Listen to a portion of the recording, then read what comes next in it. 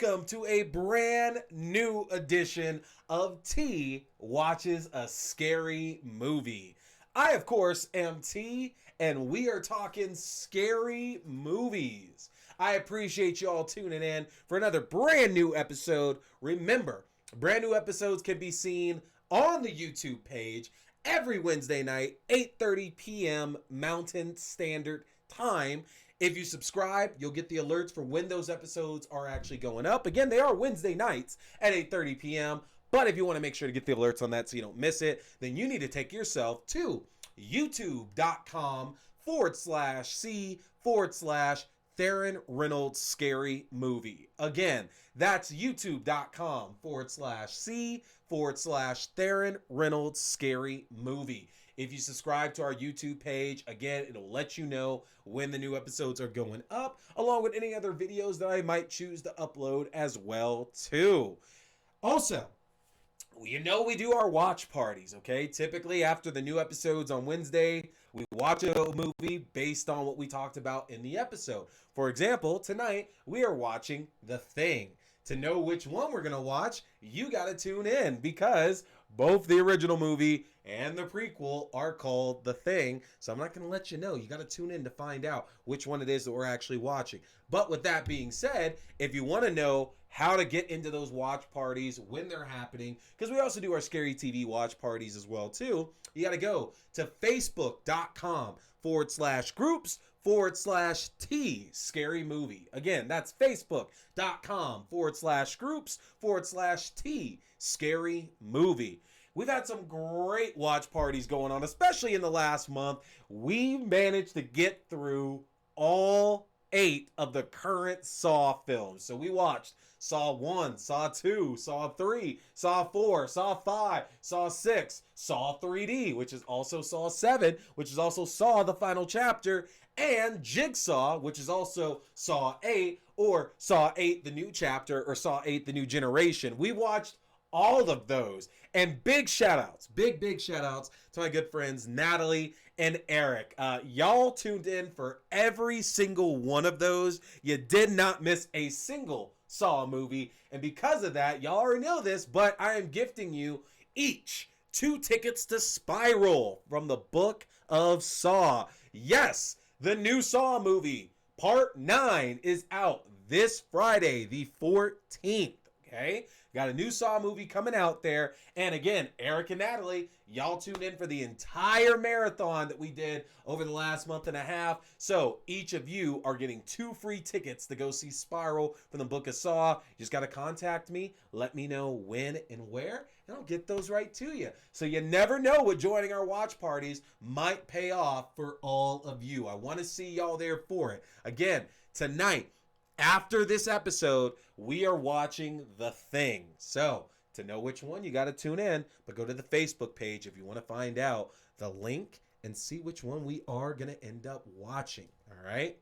So, with summer just around the corner, I mean, we're halfway through May as it is, I was putting together my list of films that we're going to be talking about here on the show super soon.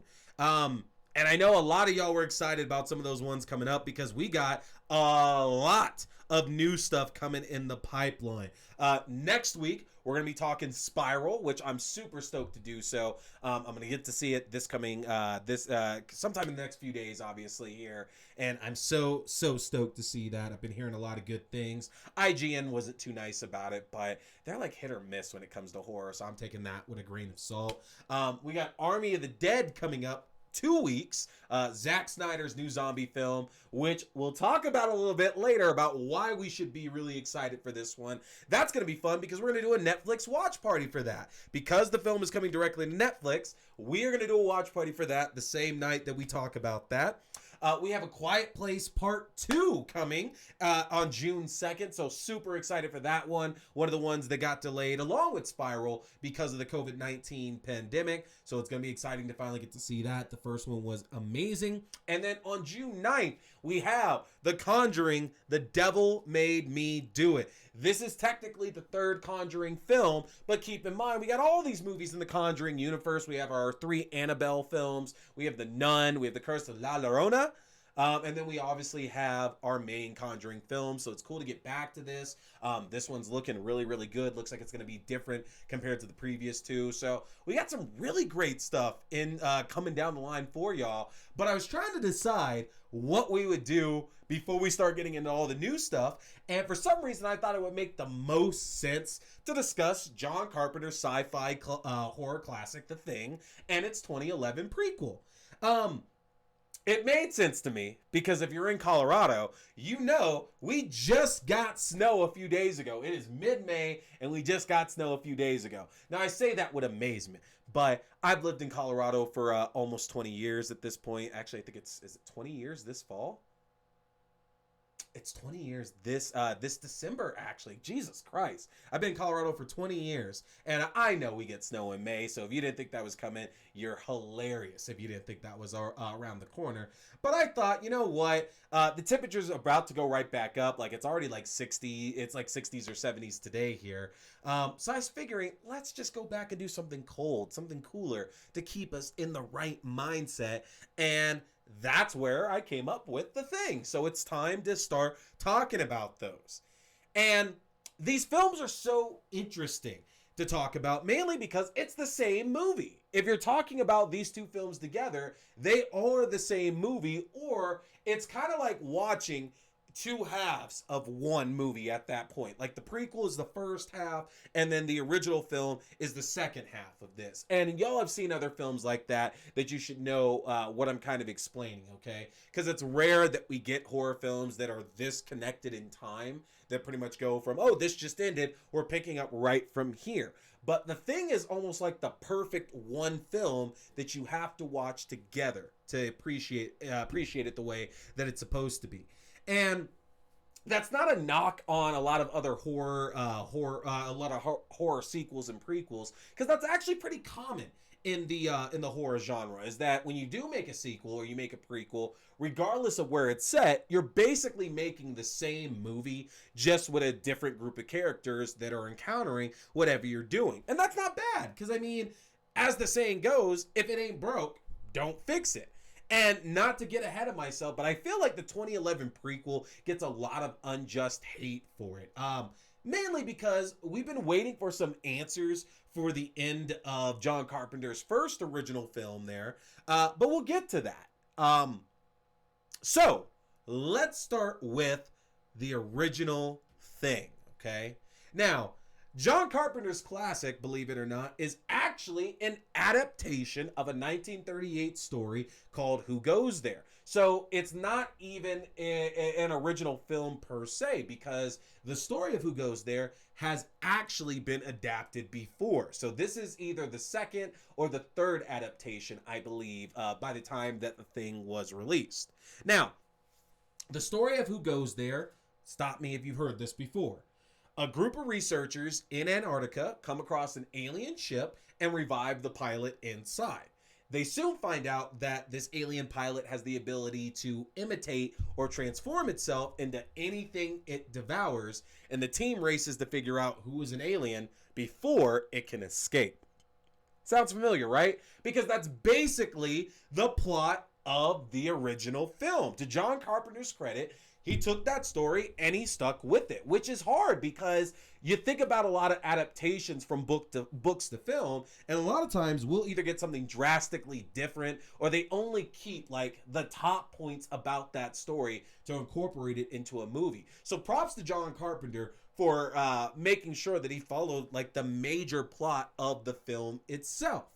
And if you want to know the story of The Thing, a group of researchers in Antarctica encounter a rogue helicopter that's chasing a lone dog through the snow.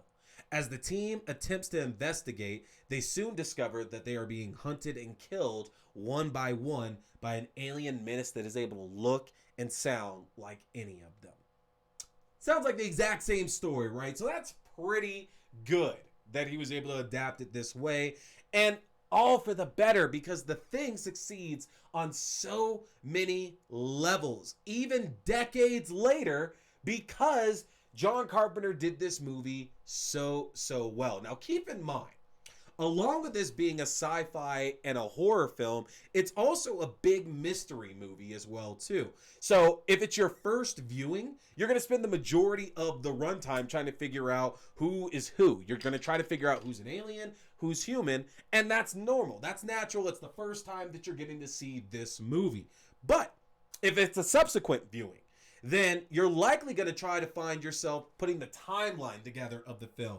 And by that, I mean, you know, if you've seen the movie, that this is all about members of this expedition getting killed and replaced by this alien. But the movie is done so well, it's so tight, that you're going to have trouble figuring out, when did this person get infected? When did this person get infected? And hey, what about that person? And I think that's actually a lot of the fun about watching the thing in subsequent viewings after you've seen it through the first time. Sure, the mystery isn't there anymore of who is who, but I do think it's interesting to try to figure out when did they get taken, okay? When can you say this character specifically was taken and infected by the alien itself? And the fun of that is there's not easy explanations for a lot of these. Some of these make a lot of sense, but a good chunk of them, though, it's like, well, crap, I don't really know when this actually could have happened in the movie, because it doesn't make sense. Like, there wasn't enough time, but maybe there was. And I think that's a lot of fun with watching this film. Now, The Thing was the second of 4 John Carpenter, Kurt Russell projects, but it also features Keith David, Wilford Brimley, T.K. Carter, and Richard Dysart, which it's important to note because there's a fun Spawn connection. Take my drink of us, Smirnoff Ice, red, white, and blue. Feel the blue, taste the ice. Don't know if that's the saying, but there you go. As you can see, I only drink the best on this show. But the Spawn connection here is, of course, Keith David is the voice of Al Simmons, or Spawn, in the HBO cartoon that we just finished watching, Todd McFarlane's Spawn. And then Richard Dysart, who plays Doc, actually speaks for Cagliostro, Spawn's mentor, and Todd McFarlane's Spawn. So there's a fun Spawn connection here in The Thing. But some might tell you, though, that it's the best of the John Carpenter, Kurt Russell collaborations.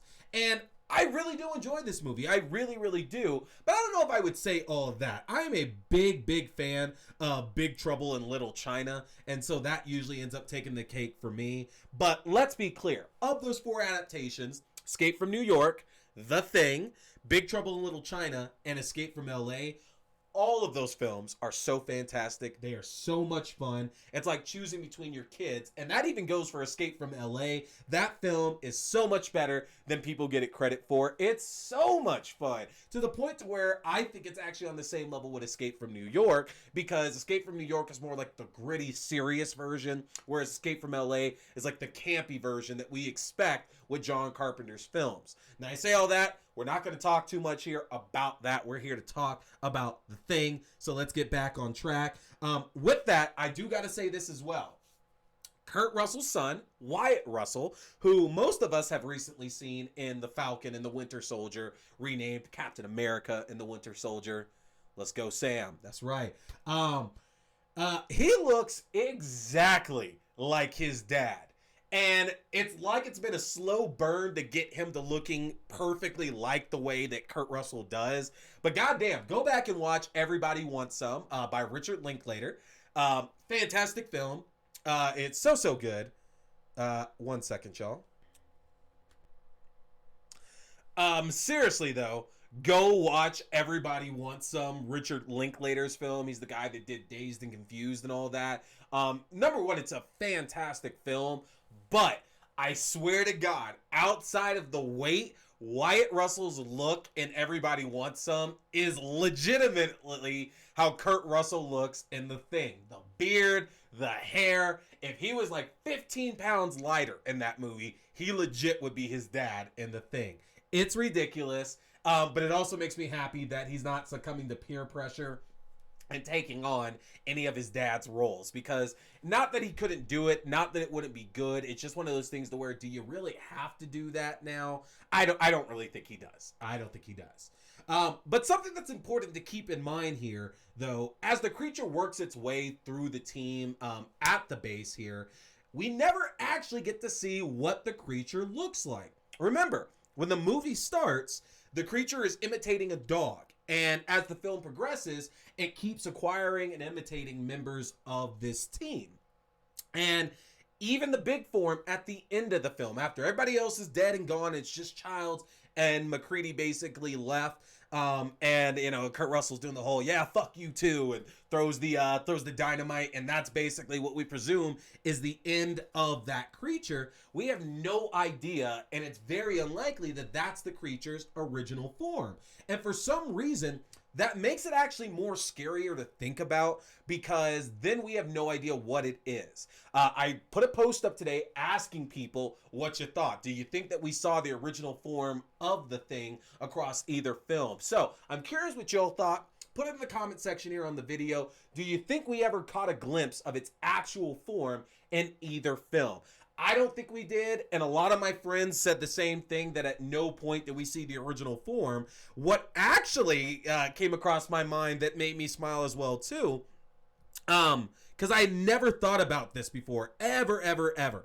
My friend Tori said is that the ship that the Thing ends up piloting, in both films and everything, it's likely it's not its own ship either, which makes a lot of sense, because one of the ideas that was presented when talking about the Thing, that I guess was cut from the prequel, which we'll talk about there, was that there was going to be a section to where the main character of the prequel gets on the ship and finds out that most likely the Thing was a species that was captured by the actual pilots of the ship, and that they crashed it to try to kill it because it broke loose. We'll never know for sure, but that is something that was proposed about it. So it's interesting to think about that. It makes it so scary to think that we have no idea what it looks like. And even more scary because of the practical effects used in the film. It's one of the reasons, I think, why this movie has remained such a big classic, is because it went the route of practical versus, computer effects instead. And not that there's anything wrong with computer effects, but if you think about horror movies back from the 70s and the 80s, that's one of the reasons why they're so beloved, is because you had great makeup artists. You had Tom Savini out there. You had Greg Nicotero out there. All these guys who are fantastic at doing practical effects, and we want to enjoy that even more. So getting to see that, man, especially the defib scene. Oh my God. That lives in my mind rent free. And you know the one I'm talking about. Blam snap. Oh God, it's so good. It's so good. And it's still so fucking messed up to this day. And this film has been out for a minute, and that scene is still incredibly messed up. And that's one of the best aspects about this film, what repeated viewings. It doesn't lose any of that muster after your initial time seeing it. Sure, we know who's going to be who. We know who's alien and who's not alien.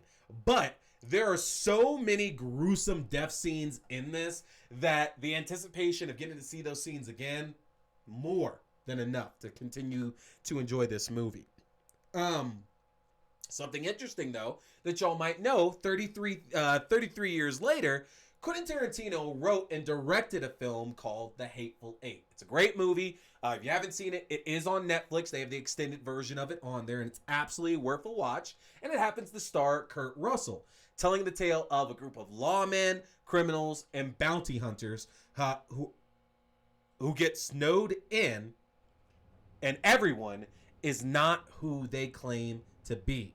Now, a lot of people have made the claim that The Hateful Eight is basically a loose remake or an adaptation of John Carpenter's movie. And if you watch the movie, there is absolutely a lot of similarities. Like, you could absolutely see it as being a horror film. All it's missing is an alien. That is literally all it's missing to be the Thing, ultimately.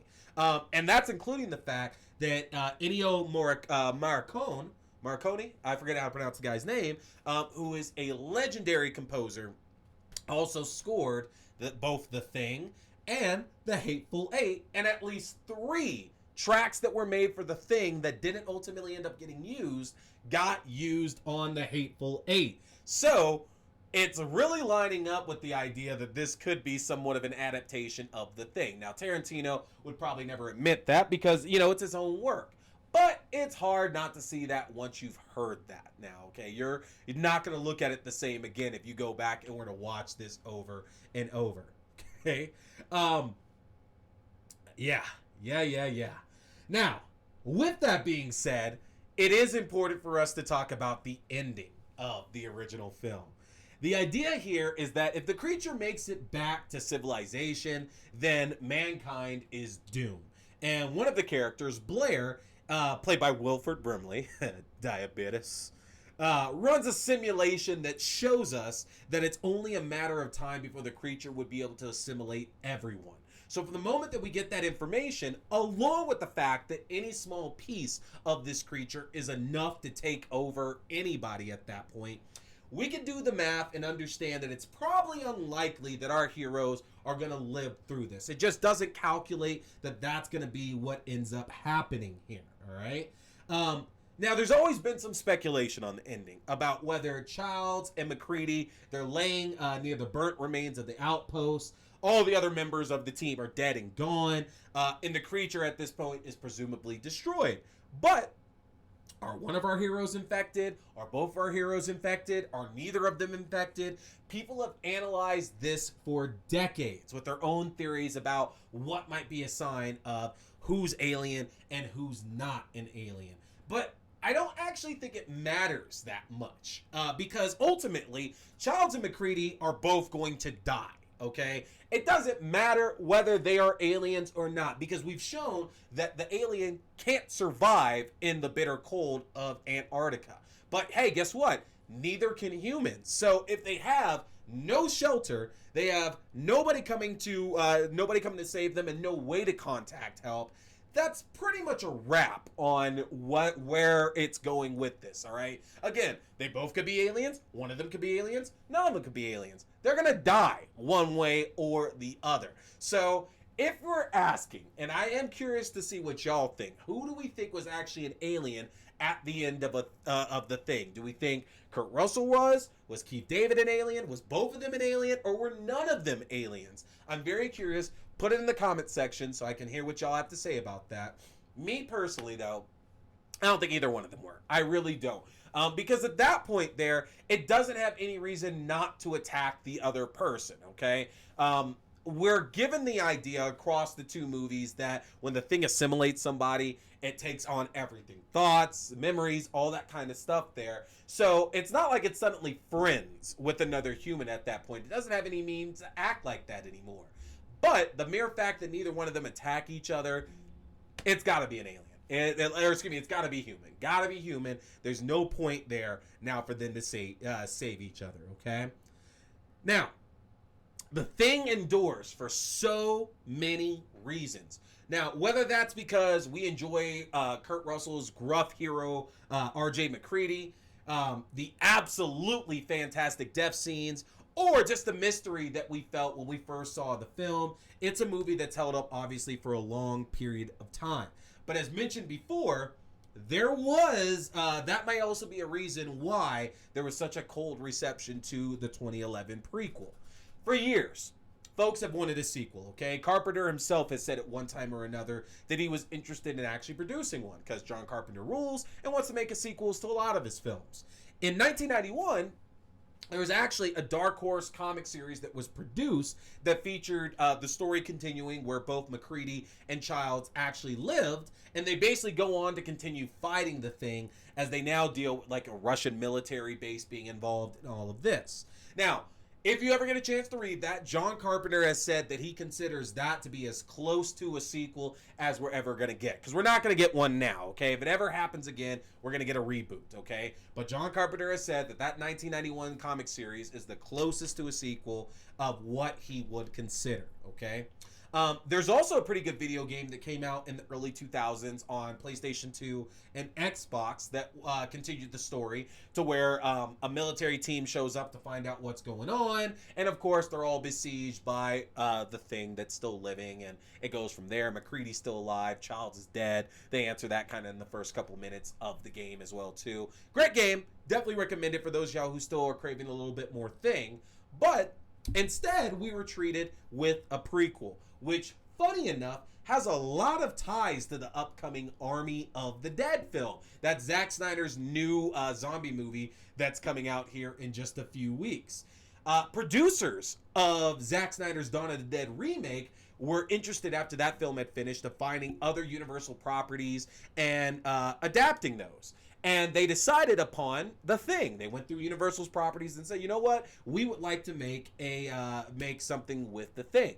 And rather than do a sequel, which everybody who knows better can admit that that's not going to be something easy to make, they decided that the best route would be to go with a prequel rather than even doing a remake, because that would allow them to explore the same world, albeit with different characters. So they don't have to worry about anything with the previous characters, but it's in the same world, same timing, things like that. Now, our director, Matthias Van Hegingen Jr., that is the best pronunciation I'm going to get of it. It's terrible. I can't say it. I apologize, sir, because you've made some good movies. He was originally signed on to direct Army of the Dead. So the film that we're getting in a few weeks, back when it was initially in pre-production, he was actually signed on to direct that film. It was being developed as a direct sequel to Dawn of the Dead, which makes me more excited for Army of the Dead there, because Zack Snyder's Dawn of the Dead remake is fantastic. And if you're telling me, like, all the mentions are probably removed at this point, but if you're telling me I can look at this as being a sequel to Dawn of the Dead, oh, I'm about that life. I am so about that life. But the film got canceled until recently, when Zack Snyder took it upon himself to direct it. We have that coming in a few weeks, so bing, bang, boom, there's that. But when the film was originally canceled, the director asked if there were anything in development right now for an Alien movie or for The Thing. Now, we didn't have anything for Alien, because we know after Alien Resurrection, we got AVP Requiem, which basically iced the series for a little while, and then we got Prometheus, and then we got Alien Covenant. So we didn't get anything in the Alien front for a little while. But surprise, they're working on the Thing prequel, and he got brought on to direct the movie. Now, The Thing, 2011, tells the story of the Norwegian outpost referenced in the original film, who were the first to come across the alien being. If you remember, at the beginning of the original film, there is a helicopter chasing a dog. The guys at this outpost here don't know what's going on. One of them gets shot, and then they eventually piece it together that it was a Norwegian team, and they go back to visit the Norwegian base. So the prequel is telling the story of this Norwegian team and the base there, okay? Now, here's the thing.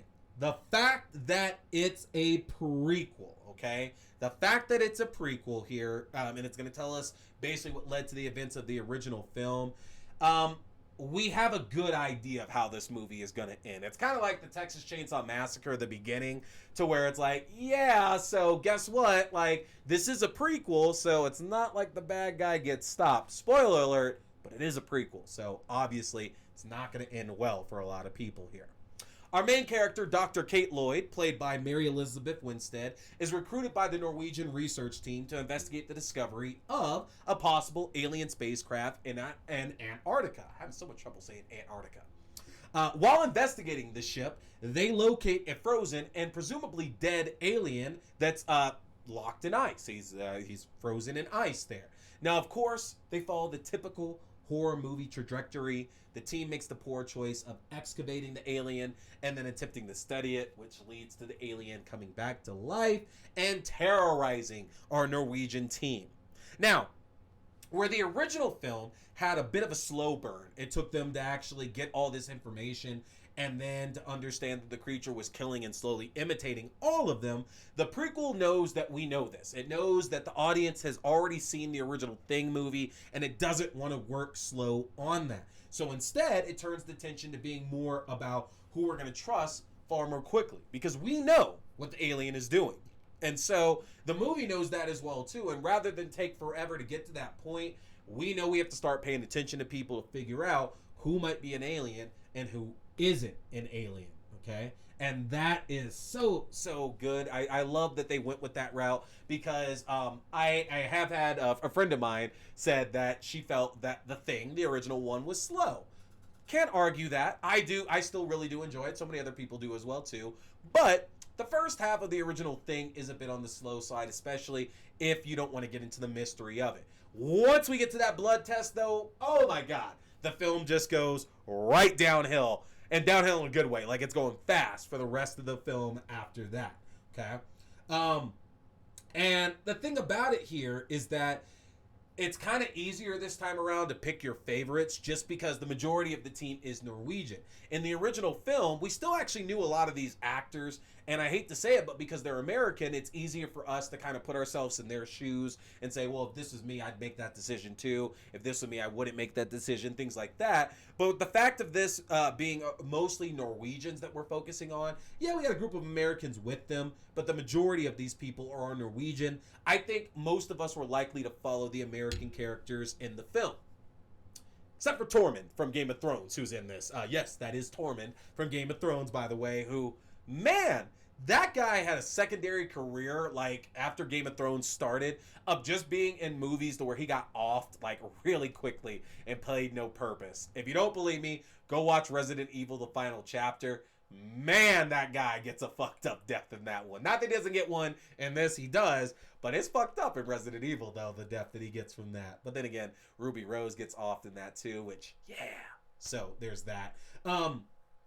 But that's also kind of a bit of a downside to the cast as well, too. I mean, everybody in the Thing is excellent. They're absolutely great. Love watching them.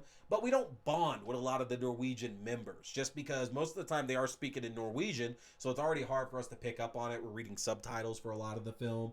But the film also takes a few of those characters and makes them bad guys. So again, it gets harder to sympathize with those characters. Now, between the original game, the original film, this prequel, and the video game that I mentioned earlier, it's pretty cool that we've got the ability to see a bunch of different forms that this alien can come in. There's a lot of creepy ones in that original film. The spider head is a big one that I'll call out in that case. But this one has some really creepy ones as well in it too. And I think that's great because they don't have to be locked to just certain ways that this creature is going to look. Every time it assimilates somebody, it goes into a completely different form. And I thought that was a really cool way to show it because they can use different designs every time they show it. In post-production though, it's important to note that for all the practical effects that the original film used and that were apparently used in this film as well too, they were all covered in this by computer effects. Now, whether that was through studio interference or whether our director just decided that he wanted to go that route, that's kind of unlikely because if you read some of the interviews with him, he wanted the natural reactions to all the effects. So it's very unlikely he decided it's probably the studio that went that route. But it is interesting because, funny enough, in another Zack Snyder connection, since everything that's happened with Zack Snyder's Justice League and the campaigns that eventually brought that around, there have been campaigns out there to get the original cut of the 2011 Thing prequel. So we can see all the original effects that were used that would likely make people enjoy this film just a little bit more. Okay, so Zack Snyder strikes again in a good way. Now, I found it hard to talk about this film beat for beat because, again, it so closely resembles the original film that it's hard to kind of break those two up. Certain parts are recreated here from the original film, including the test of finding out who's who, though it's not as fun. If you remember the original film, they did the whole blood test thing. We got the hot wire, put it in, and then, shit breaks down from there. This one's not as fun when they do the whole testing to figure out what it is. And I get it. We can't do the same thing because it then devalues the original film if they're doing the exact same test. Some characters didn't have all that information. So it's cool that they had their own test for it, just not as exciting as the original one was there. Still fun. It's not as exciting. But it is kind of cool the ending goes right into the original version of the film because we leave on a very much downer note. Like, yeah, the original film ends on a downer note as well, too. But if you're like me, you're taking the idea that, hey, they won. They're going to die, but they still won the day. The creature is gone here. Whereas in this one, look, pretty much everybody dies. I say pretty much. But pretty much everybody dies in this. And then we're left leading to the events of the original movie with the dog leaving the Norwegian base, going to the original base in the original movie. So those connections are fun, and when they choose to recreate some of the things from the original movie, that's really good too.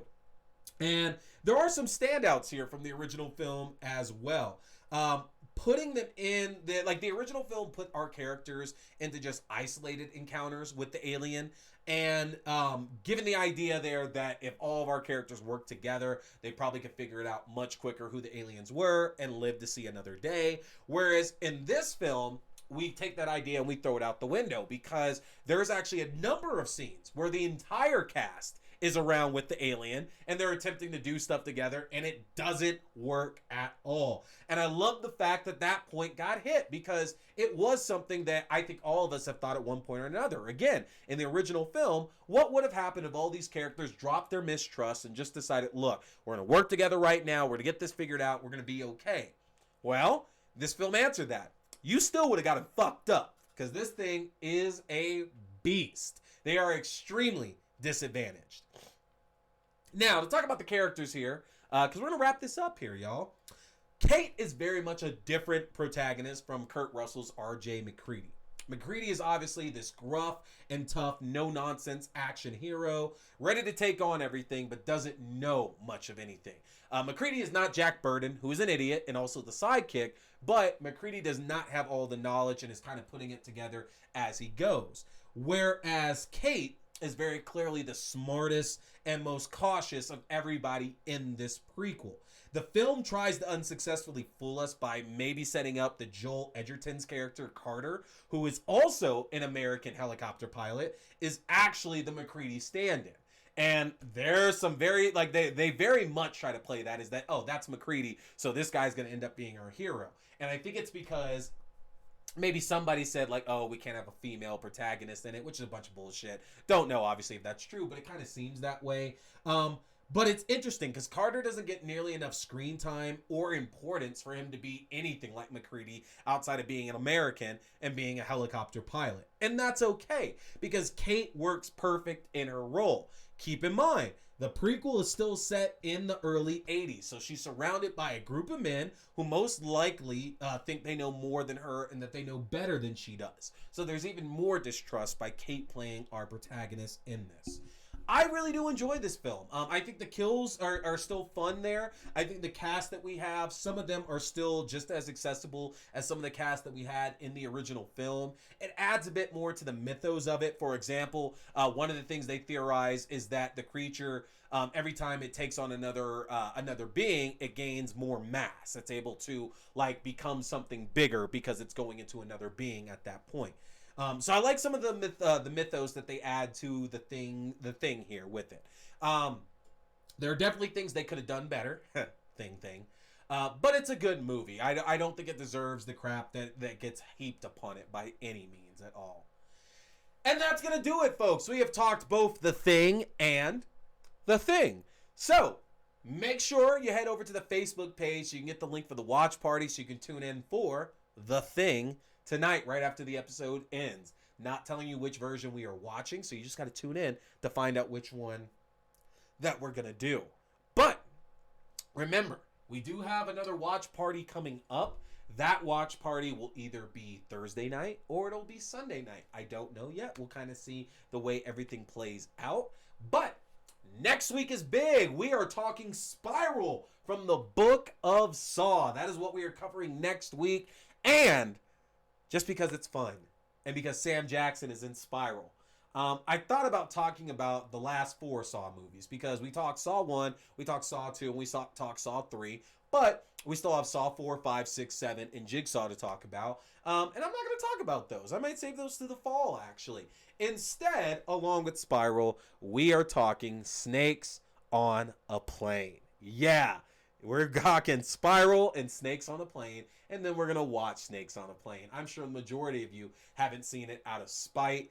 Guess what? It's time. We're doing it next Wednesday, 8:30 p.m. We are talking Spiral and Snakes on a Plane. Subscribe so you can catch this new episode. Subscribe to the Facebook page so you can see the watch party for it. But folks, that's going to do it for me. Check out some of our old episodes, which you can see in the links surrounding me right now. I'm T. We've been talking scary movies. Stay scared.